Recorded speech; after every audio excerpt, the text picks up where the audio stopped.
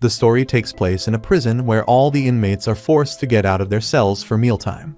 Aegir, one of the prisoners, is unsure why, and when he was brought to this place and judging by his physique, he figures that he's pretty young. In the dining hall, Aegir quietly enjoys his meal when out of nowhere, a pretty chick appears and compliments Aegir for completely destroying his opponent in the last match. However, Aegir, unsure, asks who she is, and when she tries to remind him by telling him her name, Aegir asks her not to as he doesn't care about other people's names. Suddenly, one of the guards orders the inmates to take a bath afterward while asking Aegir to get ready for his match at once. Just as he is about to head out, she tells him not to die, causing him to think how the outcome of a battle is unknown until the end. At this point, Aegir is well aware that this place was made to gather young males and females for entertainment, whether it be being touched by freaks or made to fight each other. After grabbing his weapon, Aegir steps into the arena, and the announcer with 2 hot baddies in his arms mentions that Aegir will be competing in sword skills with his opponent. Before long, his opponent, named Ashmat, enters the arena as well. Without wasting any time, he dashes towards Aegir, and with a single strike, Aegir cuts his arm off. All the spectators start cheering for Aegir and telling him to eliminate him. As expected, Aegir beheads his opponent and starts heading back, only to be told by the guards that it's not over yet. After that, another opponent appears who seems to be clearly shaking in fear with tears running down his face. That guy starts his mindless yap session that Aegir fails to understand, but after noticing his body language, he figures that he is that boy's family. It is announced that Aegir's new opponent, Doyle, is a knight in training, which causes Aegir to realize that he must be pretty strong. With that being said, the duel begins and Doyle charges Aegir, but Aegir manages to dodge all his advances. Impressed, Doyle mentions that Aegir's speed is not normal and manages to dodge one of Aegir's strikes. Seeing an opening, Doyle tries counter-attacking, but Aegir easily predicts his move and disarms Doyle of his shield. Doyle is impressed by this move, but at the same time, is confident that he can now take Aegir on. With that being said, he dashes towards Aegir but ends up moving back in the last second, thinking that he dodged the attack. But just then, his body splits in half perfectly like a Kit Kat and Aegir is deemed to be the victor. One of the people watching examines Aegir moves and realizes that he stepped closer at the last second, which makes him believe that Aegir has much better eyes than the average person. Finally, Aegir is heading back to his cell, but gets told by one of the guards that their master is calling for him. After appearing in front of their master, he is told about Medil, a fine-looking maiden who seems to be interested in him after watching his previous match. She then begins touching his muscles, but gets interrupted by the master who wants to discuss the price first. As they start their negotiations, the master orders Aegir to take off his clothes. Without any hesitation, Aegir proudly reveals his tool, making Medil both impressed and flustered. While she begins taking a closer look at his magic wand, the other guards bring a sword. Their master then tells Aegir to take the sword and show his body to Medil, but as soon as he gets his hands on the sword, Aegir beheads the guard standing next to him. As both the master and Medil look at him in shock, Aegir reminds them of their mistake of giving him a sword after he survived in that place for so long on the verge of death. After that, he goes on to eliminate the other guards and eventually stabs Medil in the guts as well. Terrified, the master asks if Aegir holds a grudge against him and Aegir refuses, telling the master that he normally wants to win every fight, which is why he wants to see how he can win in a fight trying to escape. After sending the master to the netherworld, he continues making his way towards the exit by eliminating all the guards in his way. While passing through the cells, he notices that girl from before, telling him that he'll have a better chance of escaping if he sets everyone loose. Surprisingly, he listens to her, and before long, they all manage to step outside. Telling Aegir that she wants to look for a city, she asks about his plans, to which Aegir replies that he can now be anything he wants. Sometime later, a group of bandits threaten some knights to hand over the money and the pretty girl, but the knights are confident that they won't let themselves be outdone by such filthy beings. Soon after, one of the bandits tries attacking the knights but easily gets dealt with. Seeing this, the other knights start charging as well and eliminate one more bandit, causing others to get a bit cautious. Now confident, the knight questions if they want to continue this fight, causing the bandit leader to ask Aegir for help. With that being said, Aegir emerges out of nowhere, telling the bandit leader not to yell so loudly as he has been hungover for 2 days. The knight sees Aegir as a kid and questions if he is being threatened by the bandits. Aegir gets shocked to hear this, but knowing that he doesn't need to explain, he dashes forward and brings the knight to the ground with a single strike. Afterward, he takes care of that knight, and just like that, the other knights are defeated as well. Following that, the bandits expose the goodies of that girl, telling Aegir that he can do that girl first as a reward, but he refuses, advising them to shut her mouth while doing the deed. Aegir goes away to rest for a while and remembers how he joined a group of mercenaries after escaping the prison half a year ago. Later that day, one of the bandits asks his boss if they are going to attack the caravan, to which he agrees, saying that a caravan of that scale will allow them to catch several women and alcohol. This makes the bandit wonder if they can even catch up to them, and the leader replies that they won't be taking the highway, but a shortcut through the forest. With that being said, they all are making their way through the forest, discussing various rumors about how dangerous the forest is, only to be told by their leader not to believe in such rumors. Just then, one of his men comes running and informs the leader about a house with a single woman living inside. After confirming that he is not mistaking a tree for a girl, the leader tells him to take their group to that house. Upon arrival, all of them are shocked to see a well-established house in the middle of the forest. The whole group ends up surrounding that house, and before long, a gorgeous-looking girl steps outside, greeting the group of bandits, making even someone like Aegir blush. She apologizes for not greeting them properly as her frail body cannot step into the sun. Seeing how that girl is a solid 10, the leader barges into her house along with Aegir. She lets them know that she can't afford such hospitality, considering it's a single woman house, to which the bandit leader replies that looking at a woman like her is the best hospitality. He then asks for her name while coping a feel of those planets on her chest, and that girl introduces herself as Lucy Yuktavania. Hearing a family name surprises the bandits, but gets told by her to just call her Lucy. While the bandit leader makes his move on Lucy, Aegir notices that there's not a single candle in the house, causing him to think if she lives in total darkness. After thoroughly examining her cakes, the leader decides to make her his woman, and when Lucy argues that she wants to protect this house, he mentions that he'll burn the house and drag her outside if she doesn't listen. Ultimately, she agrees to let them hit one by one as she doesn't like being treated roughly, and the bandit leader ends up agreeing. Following that, everyone steps outside except the bandit leader and discusses how they can't wait for their turn. One of them hears the noises coming from the house and comments that she is being dominated pretty hard. Suddenly, the door opens and the bandit leader comes out running, looking like a corpse, only to fall onto the ground and pass away. All the other bandits along with Aegir take on their weapon and watch as Lucy comes out completely exposed with blood dripping from her mouth.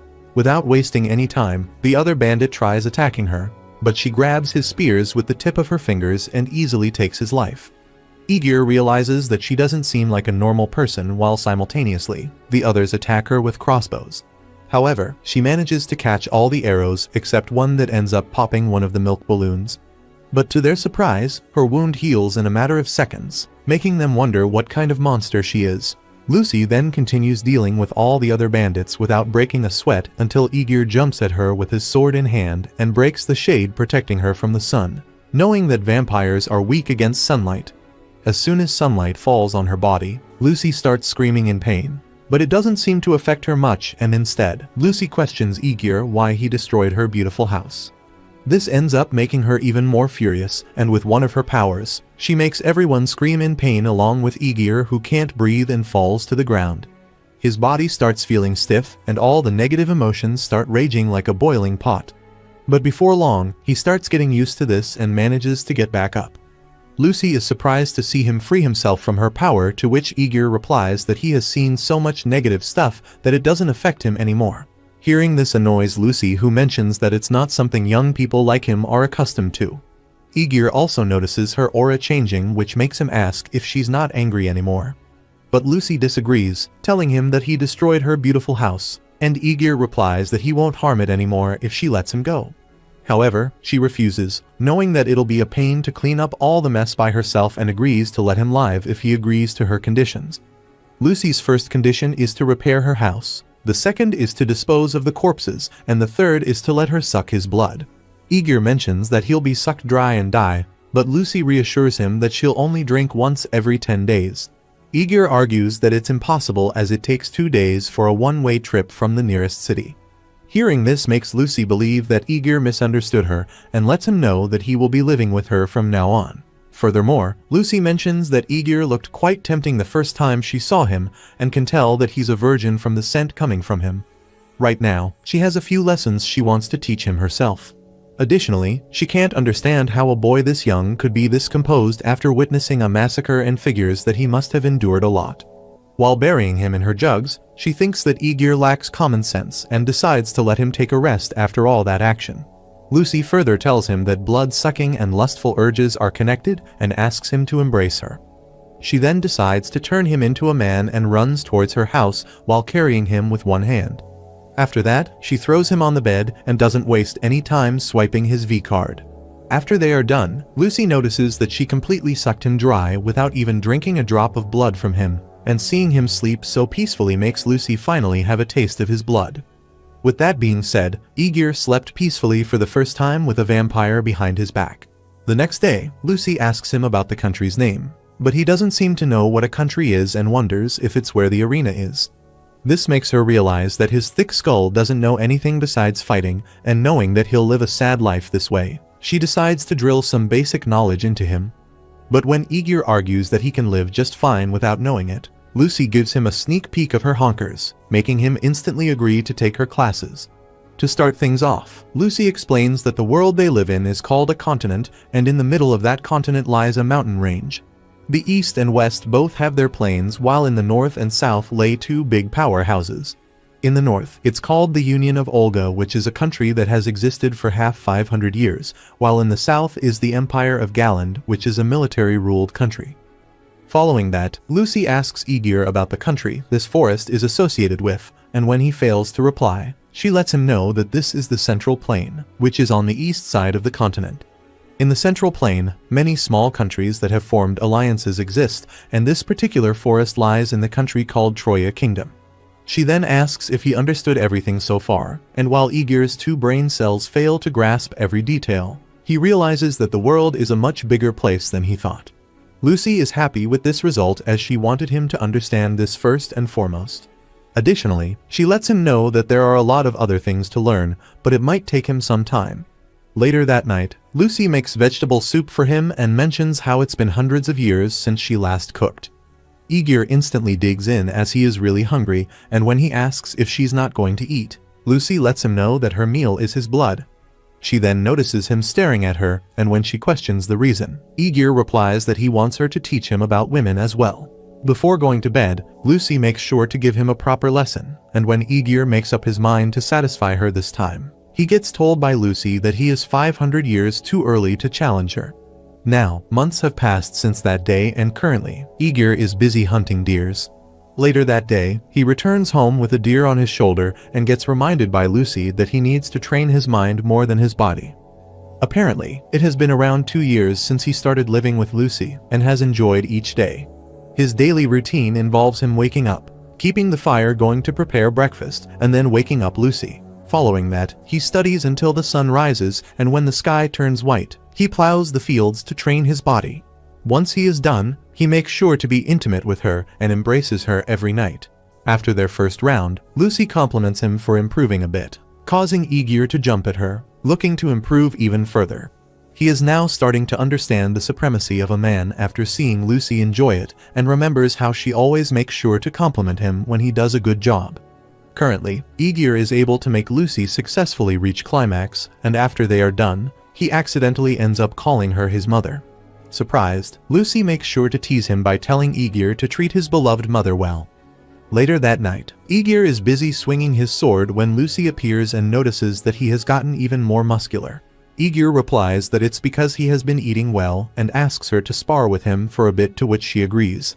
But as expected, she sends him flying with a single strike, causing him to pathetically fall into the river.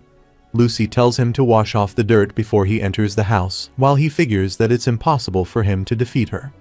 Then, she enters the river as well and apologizes for sending him flying, as she forgot that a human would have trouble trying to win against her. This makes Aegir mention that he wants to be strong as he's her man. Lucy gets surprised hearing him say that and teases him once again by calling him her boyfriend, only to swim away. Aegir begins swimming after her and gets told by Lucy that she will allow him to do whatever he wants if he manages to catch her. As he continues chasing after her, Lucy mentions how fun it is to lay under the moon with a cute boy. Aegir replies by saying that he'll have a lot of fun after catching her and suddenly disappears into thin air. Lucy wonders if he drowned and tries asking if he's okay. Simultaneously, he goes underwater and ends up catching Lucy before he even sees it coming. Following that, she scolds him for being so rough, but Aegir reminds Lucy of her promise. As expected, she offers her peaches to him, and just when they are about to get down to business, Aegir lets Lucy know that he doesn't need anything else. Furthermore, he mentions that he loves her more than anything in this world, but before he can say anything, Aegir notices her face and decides to just enjoy the rest of the night without saying anything further. Apparently, Aegir wants to spend his entire life with her, but if he does that, then everything she taught him would go to waste.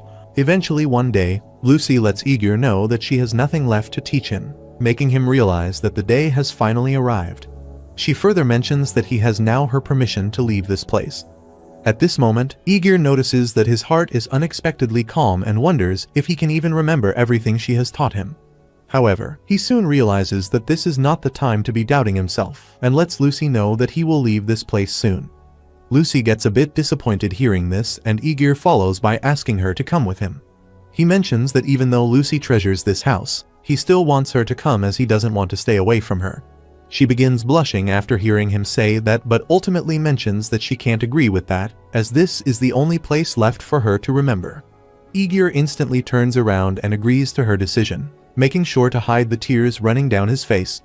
Lucy further adds that while she gave him the permission to leave, she isn't kicking him out. This makes Aegir question if she'll be happy if he wanted to stay by her side, to which she disagrees, saying that she wants him to live freely and explore the world. That's the reason she has been working so hard for him. Afterward, she gives him a hug, telling Aegir that she wants him to find something to believe in and lets him know that she has already prepared everything that he will be needing for his trip. The things she prepared included armor, gauntlets, boots, and some gold coins. Apparently, this belongs to the man she ate a long time ago and is glad that they ended up being useful.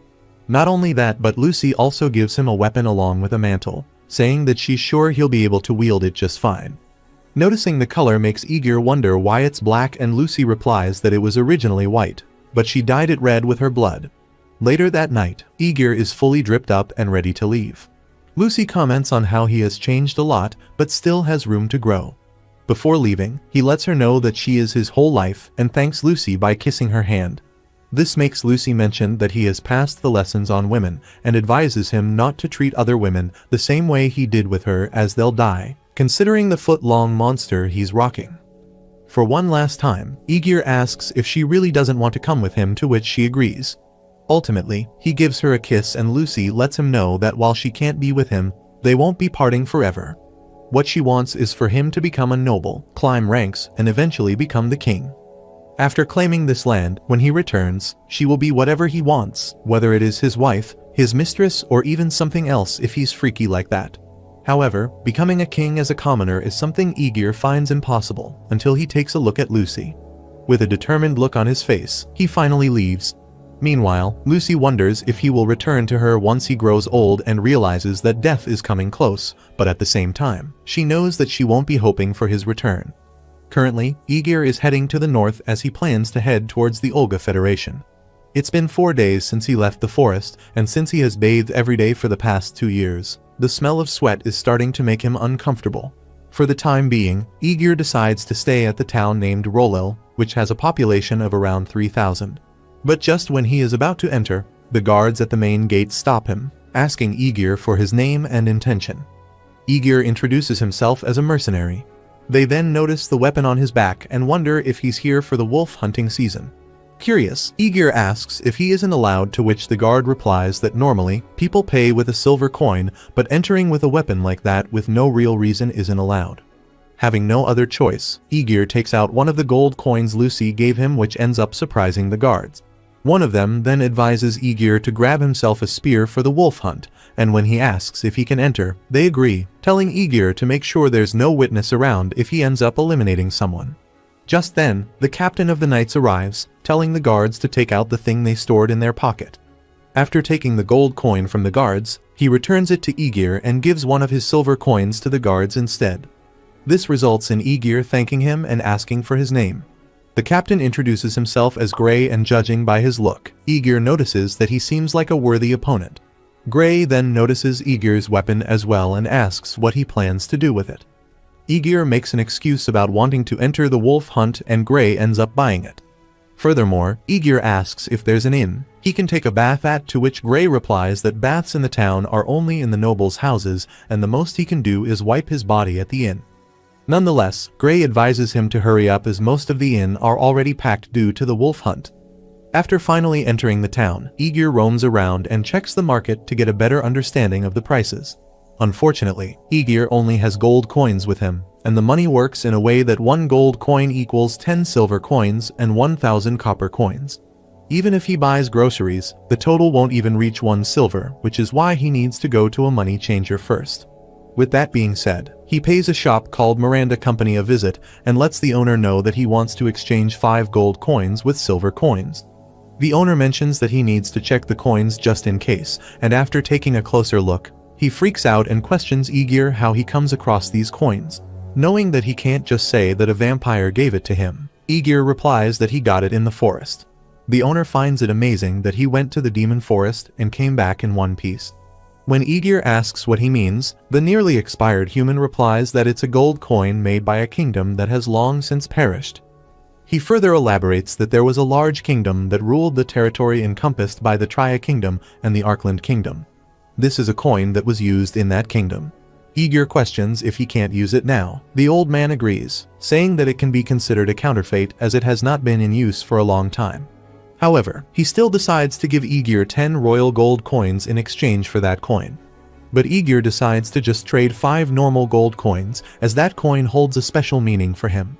Before leaving the shop, Aegir questions the old man about the name of that kingdom he mentioned, to which he replies that the name is Yuktavania Kingdom. Aegir gets shocked to hear this as he remembers that Lucy's last name is Yuktavania. Seeing the look on his face, the old man asks if something's wrong and Aegir replies that he is even more determined now. He has now decided that no matter how many years it takes, he will become the king and return to her. Later that day, Aegir visits an inn named Little Bird Bowen and asks the waitress if they have warm water to wash with. She agrees, saying that it will cost him a bit extra. After Aegir agrees, the girl mentions that it will cost him 45 coppers for a night, letting him know that they have increased the prices due to the hunting season. After seeing him write his name on the register, she compliments his handwriting, reminding Aegir of the brutal training Lucy made him go through. Following that, Aegir asks for her name and gets told that it's Maria. Even though he likes her facial features, her non-existent curves disappoint him a little. Lastly, Maria advises him to buy something from the stalls to eat as they are short-staffed. Curious, Aegir asks her about the wolf hunt, but all she knows is the guards are gathering coaches around the north gate at dawn for some reason. While she gets his room ready, Aegir goes out and enjoys some chicken skewers which he got for 3 coppers. Just then, a little girl appears and asks Aegir if he wants to buy some tomatoes. Aegir notices that all of them look pretty bruised, and remembering Lucy's lessons to treat all girls kindly, he decides to buy all of the tomatoes. When that girl starts struggling to give him the change, Aegir allows her to keep it. Furthermore, he gives her one of the tomatoes she was selling and asks for her name. That girl introduces herself as Rue, and on his way back, Aegir has some thoughts about that girl which could lock him up for life. After returning back to the inn, Aegir realizes that compared to Rue, Maria is much older and perfect for him. Finally, he gets to take a bath after so long and figures he can stay at the inn for some time as Lucy gave him a lot of money, so he shouldn't have any trouble paying for anything for the time being. Aegir then remembers the wolf hunt and realizing that he hasn't fought at all for the past 2 years. He realizes that hunting some wolves is a good warm-up. The next morning, Mary comes to wake Aegir up, saying that the wolf hunt would start soon, only to see him standing proudly with his hot dog out. Flustered, Mary questions why he is not wearing any clothes, while Aegir, thinking that she likes it, invites her to come and take a better look, only to be called a freak. Later, he steps out of the inn and wonders if Rue will come again. To his surprise, she seems to be standing there selling tomatoes again. Aegir makes sure to buy some, and after asking a couple of people, he manages to meet up with Gray, who is busy preparing everything for the wolf hunt. Before long, all of them are on their way to the forest. Aegir lets Gray know that this is his first wolf hunt and wants Gray to teach him the basics. Gray mentions that he thought Aegir was a regular and decides to explain on their way to the destination. He starts off by saying that the important part of wolf hunting is targeting those that are half turned into monsters, in other words, called the hungry wolves. The wolves that have become monsters normally act alone, but sometimes they can even lead a pack on their own. But as they are much stronger, they mostly become the pack's leader, and many people are killed fighting them. This is why before winter arrives, armed mercenaries are sent to the forest to lure those wolves out and eliminate them. Eliminating a normal wolf can earn him 50 coppers, and doing nothing until the end can earn him the same. However, eliminating a monster wolf can earn him at least 2 gold coins. Eventually, they arrive at their destination, and when Aegir asks Gray if he can hunt alone rather than in groups, Gray lets him know that it's impossible to hunt alone, but gets interrupted by girls who invite Aegir to join them as there's only 2 of them. Gray questions Aegir if he wants to join their group, and without any hesitation, he instantly agrees. Furthermore, he gives Gray a thumbs up, thinking that having large melons nearby makes a difference in his fighting spirit.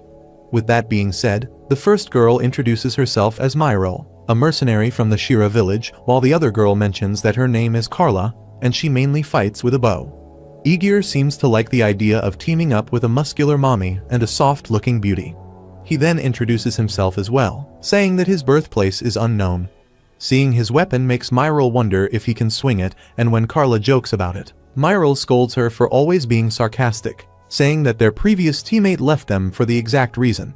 Myril further questions about his birthplace being unknown, to which Aegir replies that all he remembers is being a slave.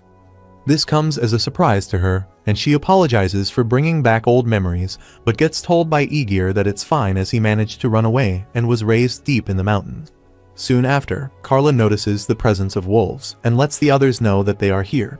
She mentions that the 4 wolves in the front will probably attack first, and as she predicted, 4 wolves come running towards them. Aegir easily cuts the 2 of them in half, while the other 2 try ganging up on Carla. Instantly, Aegir runs towards her and manages to take care of them, telling the wolves that they should treasure beautiful women. Myril mentions that he saved her life, and before Carla gets the chance to thank him, more wolves appear. This time, the pack seems to contain about 50 wolves, and Myril notices that it's a pack that's led by a hungry wolf. She then decides to attack them with Aegir, asking Carla to stay back and make sure none of them get too close to them. However, Aegir mentions that he will protect both of them as he alone is enough. Myril argues that it's impossible for him to fight 50 wolves, but all Aegir does is ask the girls to let him touch their goodies if he wins, confusing both of them. As the wolves start charging, Aegir realizes that except for him using a new weapon, nothing else is holding him back. With a single strike, Aegir cuts down several wolves and continues to do so until all 50 of them are eliminated. At last, the hungry wolf leaves the shadows and appears in front of Aegir. With that being said, Aegir prepares to face the hungry wolf, letting it know that he can't let it pass as he needs to protect his women. Just as the hungry wolf dashes towards him, Aegir manages to strike it and cut the wolf in half with a single attack, shocking the baddies who call him amazing. Myril asks Carla to compliment him as well, but she's too flustered to even say anything. Aegir lets Carla know that he doesn't need any thanks, but, as promised, wants them to let him touch their jugs. While Myril realizes that he wasn't joking and really is a freak, Carla allows him to touch it as long as he's okay with it. In an instant, he appears behind her and massages those melons of hers. As expected, she begins making happy noises, and Myril, getting embarrassed looking at them, decides to go and collect the wolf's fangs. Meanwhile, Carla notices something hard touching her back and wonders what that big thing is. In the end, Aegir makes sure to pinch those pepperonis, causing Carla to scream in enjoyment, making Myril believe that she must have reached climax. Before long, Gray appears and asks if they are all right. Soon after, he notices the several wolf corpses lying around them and compliments Aegir for being an amazing guy. When Myril asks him about the other party, Gray replies that 20% of those who participated are annihilated, saying that something so bizarre has never happened before.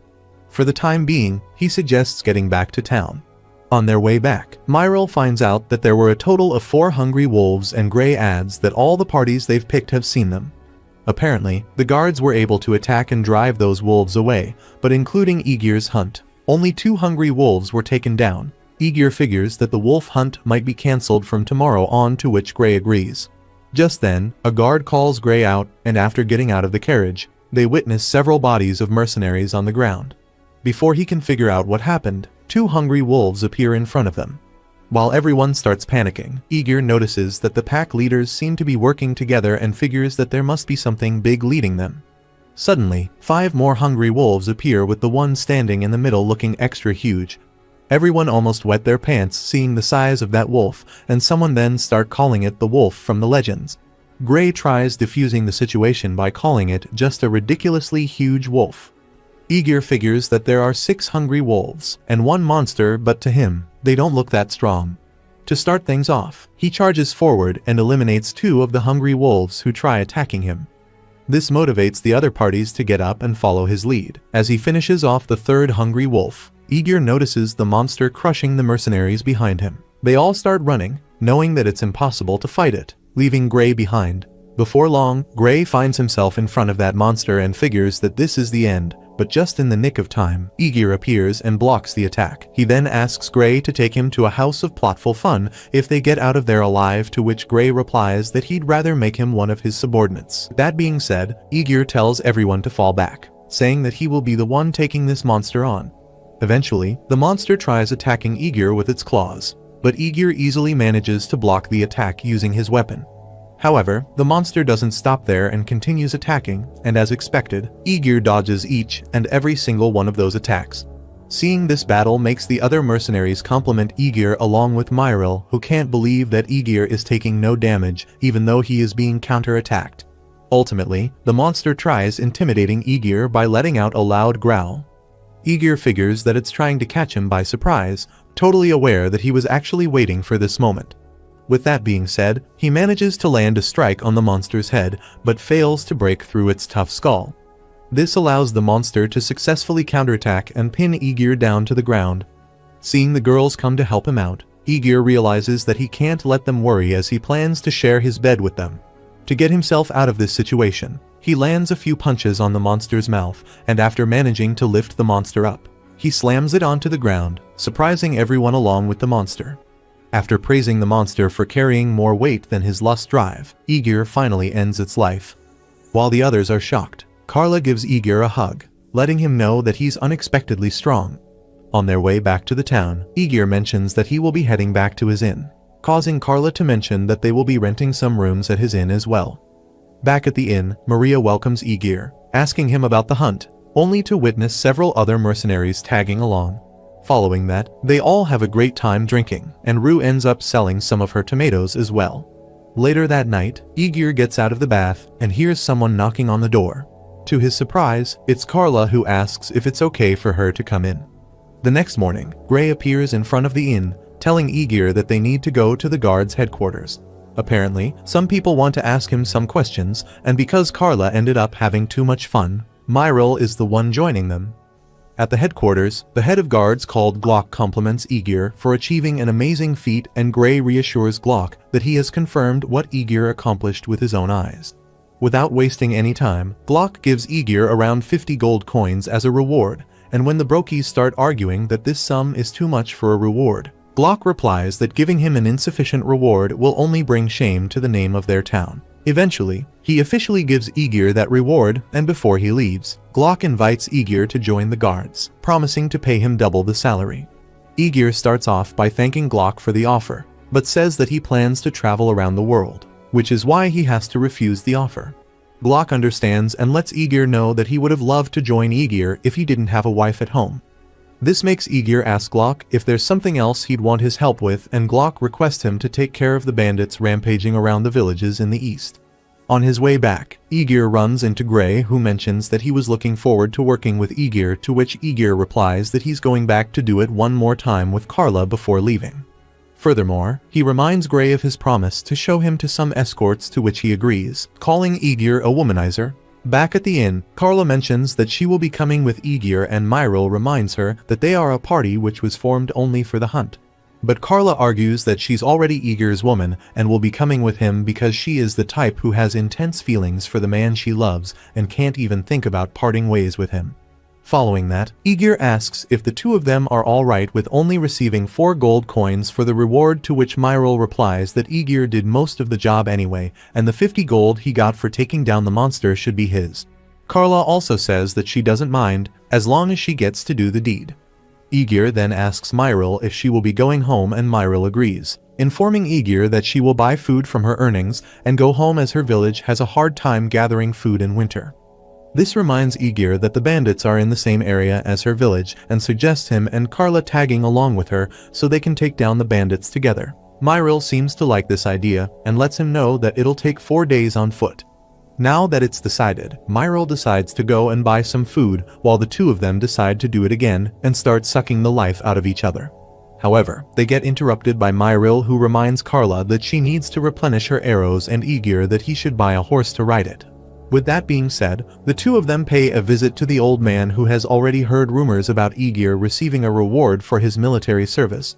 Aegir then lets him know that he's looking to buy some knives made out of steel. Meanwhile, Carla suggests that they should also buy some medicine, and when the old man tries warning him about how much medicines cost, Aegir replies that the price doesn't matter to a man as loaded as him. In the end, Aegir ends up buying the necule ointment that works wonders in healing wounds. Furthermore, Carla asks Aegir to buy the bottle with a questionable shape and doesn't elaborate on the need for it. The old man explains that it's a contraception and conveys a special meaning when it's given from a man to a woman. The special meaning is that the relationship between them will be totally physical, and that she should use it to prepare her body. Hearing this makes Aegir wonder if Carla is satisfied with being just his mistress. Nonetheless, he ends up giving that bottle to her, and with a big smile on her face, Carla gladly accepts this present. After they are done buying everything they need, Aegir suggests going to see some horses, and the old man informs him that their store sells horses as well. With that being said, the two of them pay a visit to the farm where the horses are present. Taking a better look at those horses makes Aegir believe that they are living with no spirits, and before long, he picks a quite menacing-looking horse. The old man informs him that even though that horse is 3 years old, no guard has been able to ride it successfully. However, Aegir finds its violent nature pretty interesting and ends up walking towards that particular horse. After an intense stare down between Aegir and the horse, he realizes that the horse is definitely bothered by something. Suddenly, an idea pops into his mind, and Aegir asks Carla to try riding the horse. The old man begins to panic, but to his surprise, Carla manages to get on its back without any difficulty and rides it like it's a usual horse. After that, Aegir decides to give it a go and asks the old man to put the stirrups and reins on the horse since it's first time. Even after Aegir gets on top of the horse, it doesn't do anything unusual and behaves like an ordinary horse. Aegir finds horse riding pretty useful and asks for the price. The old man decides to set a price after the breeder confirms something for him. After Aegir's turn is complete, the breeder tries climbing on the horse but gets kicked instead. Confused, the old man questions Aegir how he managed to tame that horse when he has no past experience. Aegir replies that he knows that causes him to be violent and elaborates that it doesn't like being mounted by men, as that horse enjoys having Carla's chest pressing against him. This comes as a shock to both of them, and when the old man inquires why the horse let Aegir ride, Aegir mentions that he promised the horse to let Carla ride him every day if he buys him. Later that day, he returns to the inn with that horse in hand. Maria asks if he has decided on a name for that horse, and when Aegir disagrees, Maria insists on naming it Schwarz, and Aegir can't help but agree to her demands. Later that night, Maria informs Aegir that his current lodging expires soon, asking if he wants to extend it. This makes him realize that he hasn't informed Maria yet, and lets her know that he will be leaving tomorrow morning. This comes as a shock to Maria, and she walks away without saying anything. Just then, Rue appears and asks Aegir to take her along if he is headed towards the east. Apparently, she came from that area, but it's too dangerous for her to go alone. As the wolf hunt is over, there are only a few caravans around. Aegir figures that she came to this town by a caravan and asks if he has a family there, to which Rue replies that her sister and mother live there. Ultimately, Aegir agrees to bring her along, saying that it's a man's duty to escort a little girl to meet her mother. After showing her gratitude, Rue runs away, leaving Aegir behind, who wonders if he should ask Carla to try some new positions. Sadly, Myril forces Carla to rest instead of going to the pound town as they have a trip tomorrow. Having no other choice, Aegir decides to sleep alone, but when he hears some footsteps approaching, he instantly wakes up, only to find Maria standing in front of him. She mentions that she wanted to talk to him considering how Aegir would be leaving this place soon. Maria further adds that many people have stayed at the inn, but there's something special about Aegir. She believes that she is attracted to him and wants him to embrace her. Igor figures that it's only natural as she saw his tool, and when Maria argues that Carla is his lover, Igor disagrees. Even though Maria came to his room on her own, she began feeling bad for Carla. The next morning, Rue ends up joining Igor, who makes sure to greet her. Myril tells Rue not to fall behind, while Carla mentions that it wouldn't even matter to her. This makes Igor believe that while Myril won't ever abandon Rue, Carla wouldn't think twice leaving her behind. After that, he notices Maria waiting to see him off and makes sure to give her a kiss, promising to come back one day. With that being said, they finally start their journey towards the east. After some time, he notices that Rue seems to be having a hard time keeping up with them and decides to make her ride the horse. Being a peasant all her life, Rue starts panicking and mentions that she's alright with being dragged along by a rope, but gets told by Myril that it'll look more like a kidnapping that way. Carla then notices that Schwarz is not acting completely fine, causing Igor to call him a lewd horse, wondering who he takes after. That night, Myril asks Rue to sleep with her instead. At some point, she wakes up to some weird noises, only to later realize what the origin of that noise is. The next day, Myril notices something at a distance, and when Igor asks Carla about it, she lets him know that they are probably people. Igor then asks Carla and Myril to be on the lookout and decides to go to the hilltop and hold those people, as it'll be bad if they start shooting arrows. With that being said, he tells Schwarz to run at full speed and gets surprised by how fast this lust-driven horse can go. Eventually, Igor manages to find them and starts running towards them at full speed. Soon after, the bandits also notice Igor approaching them, and when he questions the reason they are following them, the bandits tell Igor to leave his luggage and women behind. As expected, Igor refuses, followed by him taking out his weapon, and the horse gets furious at the bandits for wanting to have his women as well.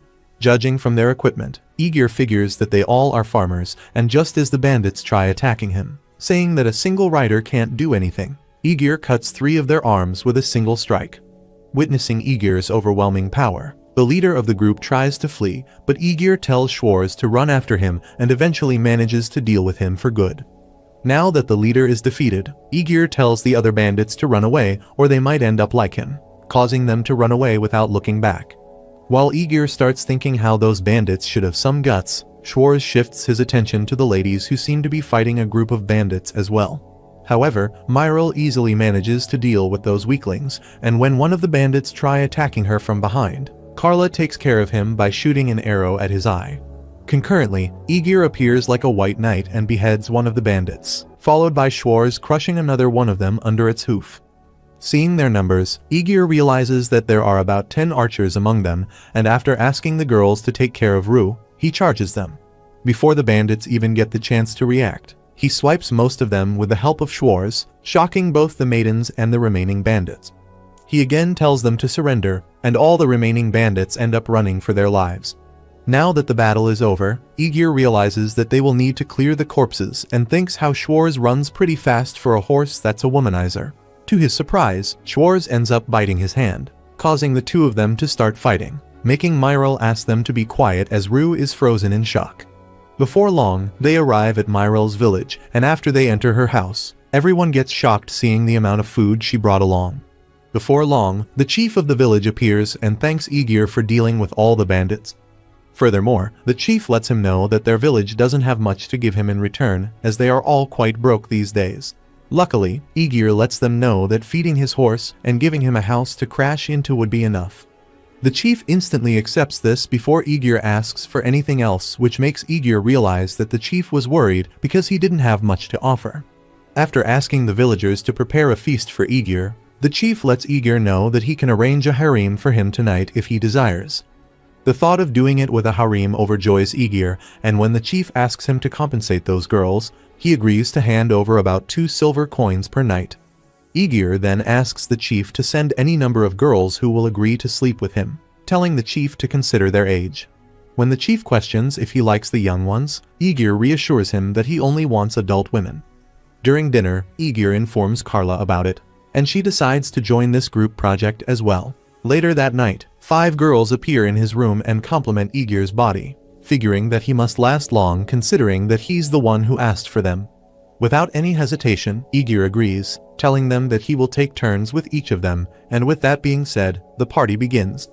On the other hand, one of them farmers runs to his leader who decides to avenge her comrades who lost their lives. Before long, Aegir is finally done satisfying every single one of them and goes outside to drink some well water. There, he runs into Myril, who questions if he's already done, to which Aegir agrees, saying that the girls are currently taking a break. She figures that there'll be a lot of Aegir juniors running around in the village by next year. Aegir then asks about her plans and Myril replies that the village stockpile isn't looking great, and some people might even die due to starvation, which is why she can't leave the village. Aegir then pins her against the tree, letting her know that she's a beautiful woman. Myril questions what he's trying to do, reminding Aegir that he already did it with 6 women just now. This makes Aegir ask if she hates him, and after giving her a kiss, Myril replies that even though she likes him, Carla got ahead of her. Hearing this activates a neuron in Aegir, and the rest is history. The next morning, Aegir prepares to leave the village with Carla and Rue. He notices that Schwarz doesn't look really happy and lets it know that he should be grateful to have 2 women riding him. His whole harem is gathered to say their goodbyes and Myril blows him a kiss. Noticing Schwarz's behavior makes Aegir realize that he's mad that Myril's not coming and thinks to himself that they are only going to be separated for a while. As they headed towards Rue's village, they encountered many bandits but managed to take care of them with ease. At Rue's house, they are greeted by her older sister named Ku, who thanks Aegir for taking care of her little sister. Just then, her mother, who's behind the curtains, asks if they have a guest and Rue lets Aegir know that her name is Mel, and she can't come out because of the injury on her face. However, the playboy insists on coming closer and having a look at her face. Mel argues, saying that she has a terrible burn on her face and is sure that he will be disgusted at the sight of it. But Aegir disagrees, telling Mel that he's sure she's a beautiful woman, no matter how she looks on the outside. Ku asks Aegir to stop already, but gets told by Mel that it's alright and eventually comes out of the curtain. When Carla gets disgusted seeing the burn on her face, Aegir punishes her by slapping the back of her head. He is then informed by Mel that she was caught in a bush fire, and even though her life was saved, she became like this. Additionally, she figures that he must be disgusted, but to her surprise, Aegir mentions that it's not true and says that losing a beauty like her in this shape is a loss for all men around the world. Knowing that she's still a really pretty woman, Aegir takes out the ointment he bought from the old man's store. While the ointment works well for burns, Mel comments on how she can't imagine him giving it to her without wanting anything in return. Ku starts freaking out, thinking that he might come for them, and Mel requests Aegir to just accept her body. Aegir reassures Mel that he was aiming for her from the start and asks her about her husband. Mel replies that he kicked the bucket 10 years ago, which makes Aegir ask Mel to love her as her woman for 10 days if she retains her former beauty, promising to work hard to make her fall for him. Mel gets impressed with Aegir's decision to sleep with a woman like her who's past her prime and ends up accepting his offer. After that, Mel takes off her clothes and reveals her body, which has a terrible burn scar covering half of it. Aegir notices that her right hand is in a pretty bad state, and no matter how good the healing medicine is, it won't be returning to its original state. The only way left to get it back is to use a knife to separate the stuck fingers. Ku freaks out hearing the word knife and questions Aegir what he plans to do with her mother. However, Mel allows Aegir to do what he needs to, and after telling Carla to take the girls outside, Aegir warns Mel that it's going to hurt a lot. Mel lets him know that she's not really good with pain and asks Aegir not to get upset seeing her act like a little wimp. With that being said, he gives her a stick to bite onto and ultimately begins cutting through her fingers. Mel's screams can be heard outside the house where her daughters are praying for their mother's safety. After countless feints and 3 incontinences, all of her fingers were successfully separated. Following that, Aegir gives her the ointment, informing Mel that the bleeding will stop immediately after applying it and hopes that her scars will be much better tomorrow. The next morning, Mel wakes up to find herself in a much better state, and Aegir believes that they will get even better with time. In this way, the treatment continued for the next few days. There were times when Aegir had to take care of her, but saw Ku already doing her best to help her mother out. Seeing this made Aegir advise Ku not to overdo it, saying that she should leave it to him and get some proper sleep. Eventually, on the morning of the 7th day, Mel wakes up to find herself completely healed.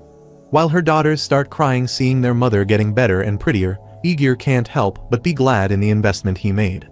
However, seeing their family having an intimate time, Aegir decides to leave them alone for the time being. Later that day, he is told by Mel about her debt, who informs him that he used to be a servant of a local lord until she was abandoned and saved by the village chief. But as her husband died in the war and she was burned by a fire, Mel couldn't help but get indebted. Curious, Aegir asks if she can satisfy him with her body if he pays it back, to which Ku agrees, telling Aegir that she's prepared for it. With that being said, Aegir reassures them to leave everything to him and lets the loan sharks know that he will be paying off the debt. Furthermore, he gives them 5 gold coins, and when those men try complaining about Aegir coming from another place, he questions if they have any complaints about it, causing them to back off. After returning home, he gives Mel around 10 gold coins, asking her to use it for her immediate living expenses. However, Mel mentions that she can't possibly take this much, only to be told by Aegir that he's trying his best. Mel questions why he is being so nice, to which Aegir replies that he wants her to love him. Flustered, Mel informs Aegir that there are no partitions in the house, but Aegir argues that they should show off how much they love each other. While Ku works hard making sure Rue doesn't see anything, Carla appears and asks if he forgot about her, but ultimately agrees to give them some privacy. It doesn't take long for Mel to start bouncing on that thing, and when Aegir asks her to be more aggressive, she tells him to be a little patient as it's been a decade since she last did it. Aegir then notices a neighbor enjoying the live feed from the window and wonders if he should teach him a lesson, but gets told by Mel not to or it'll become a rumor in the village. As it was a 10-day relationship, Aegir didn't miss any chance to do the deed and made sure to do it in the mountains, in the streets of the village, and even collaborated with Carla to make the experience even more enjoyable. One day, he is working on the fields when a villager comes running and informs Aegir about the wild bear. However, he easily manages to defeat the bear and brings the meat home. But to his surprise, Mel ends up giving it to the villagers, and when Aegir asks her the reason, Mel replies that if they don't divide big things into the village, it creates a rugged impression. Additionally, she wants to take this opportunity and reveal their relationship to the whole village. Apparently, Mel worries about getting approached by someone as she feels the gaze of many men. Knowing that Aegir can't be at the village forever, she believes that she might get taken advantage of by another man after Aegir leaves the village. When Aegir questions what he should do, Mel puts a piece of meat in her mouth and starts kissing Aegir, causing all the villagers to stare at them in confusion. While kissing, she announces that her body and soul belongs to Aegir, and that she doesn't want to be held by another man unless she's forced to. Aegir lets her know that if such a man exists, he will chase him down and disassemble him like the bear. Seeing all the men look terrified, Mel figures that it'll be fine as everyone is scared of him. Just then, one of the villagers appears and tells Aegir that Mel seems to be having a hard time considering how intense their bedroom activities are. However, Mel reassures her that it's not true as all 3 of them are loved at the same time. Aegir yells at her for saying that he loves the little ones as that's immoral, to which Mel replies that maybe Ku and Rue will be safe if he did. Eventually, that 10-day journey of his ends and it's finally time to move to the next location. Mel and the others are out to see him off, and Ku runs up to Aegir and thanks him for all the help, requesting him to come to live with her mother as her mother has never been so happy before. Mel gets surprised to hear this and Ku begins crying as well. However, Aegir is aware that he can't make such promises as he's a horrible man, but at the same time, he's aware that it's something he can't give up. For the time being, Aegir promises to come back for Ku and gives her a kiss, which comes as a shock to Ku, and she runs away embarrassed. Before he leaves, Mel lets him know that if he makes her wait too long, she might turn into an old hag, and Aegir reassures her that it's fine as long as she keeps her heart clean. Mel lets him know that he will be her last man for whom she'll wait forever, and with that being said, Aegir finally leaves. Ku then begins crying while hugging her mother, and Mel reassures Ku that they will meet Aegir again, and is sure that by that time, his part will be here too. While making their way through the village, Carla questions if they are going back to L'Oreal, to which Aegir disagrees, letting her know that he still needs to fulfill his promise to the captain of the guards and need hard evidence of the bandits. Luckily, due to his experience, he has a good idea where the bandits might have set up their nests and looks for a high spot with a wide view of the road, as Aegir is sure that they can camp in the forest and a small river is more than ideal for them. Before long, he notices a cooking fire at a distance, and to his surprise, it ends up being the base of the bandits. Seeing that it's a shelter, Carla questions about their next step, and Aegir replies that as there are a lot of them, they will need to break them up. Just then, Aegir notices a woman amongst them and figures that she must be their leader. However, he finds it to be a good thing as he doesn't want to eliminate her, but wants to cultivate her instead. Suddenly, he runs into a trap set up by the bandits which alerts every single one of them. Their leader notices Aegir's arrival and orders her men to surround them at once. Before long, Aegir and Carla are surrounded by them from all directions, which impresses Aegir as even his own previous army couldn't have done it this well. One of the bandits then informs their leader about Aegir being the one who eliminated her comrades. The big guy amongst them questions what they should do with them, and the leader, Claire, orders them to eliminate them at once. She then lets Aegir know that resisting will only make his death more painful, to which he replies that he's not ready to die yet. For the time being, Aegir begins to wonder how he can get Carla behind him and figures that the big guy in front of him will be a tough opponent. To start things off, Aegir throws his shield at that guy and uses this chance to cut through the rear. He then beheads the few bandits blocking his way, and after grabbing Carla in his arms, he throws her up in the air. Luckily, Carla safely lands at the back, and now that she's at a safe distance, Aegir starts going all out and deals with the bandits without worrying about Carla. As he continues taking out all the bandits with ease, many of them end up surrounding Aegir at once to overwhelm him using their numbers. But to their surprise, Aegir takes them out with a single swing of his weapon and beheads everyone who comes his way. But just then, he notices Carla being cornered by some of the bandits who threaten Aegir to stay down if he cares for his woman. Those bandits then start hitting on Carla, promising to show her a good time, and Aegir's stuck fighting the others to do anything about it. Suddenly, Schwarz crushes one of them with his hoof and runs away carrying Carla on its back. Now that Carla has gone away, Aegir realizes that he can fight without any worries.